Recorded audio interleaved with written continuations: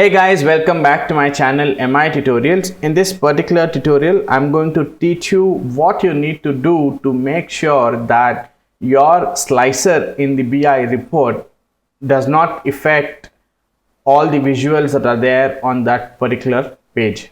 What I mean by this is, for example, I have a subcategory slicer over here and I have sales by state, by customer name, and also by subcategory, right? So when I click on subcategory, one of the subcategories over here, I don't want my subcategory visual over here to get filtered. I want that to be remaining as it is without, even though when I click on this, I want this to remain just like this, right? So let us understand what we need to do. It's a very simple trick that we need to do. It's a feature within the format tab. You can click on edit interactions. This basically is a feature which will let you how your visuals interact when you click on a certain slicer.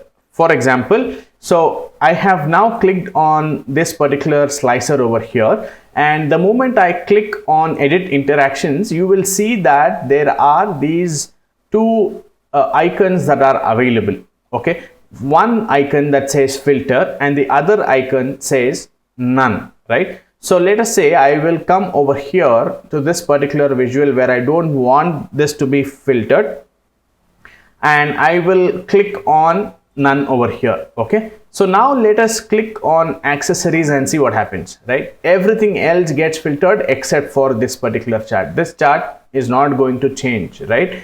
Likewise, let us say if you click on customer, so I have clicked on this particular visual right now, and when I click on, let's say, this visual over here, I don't want this to get filtered.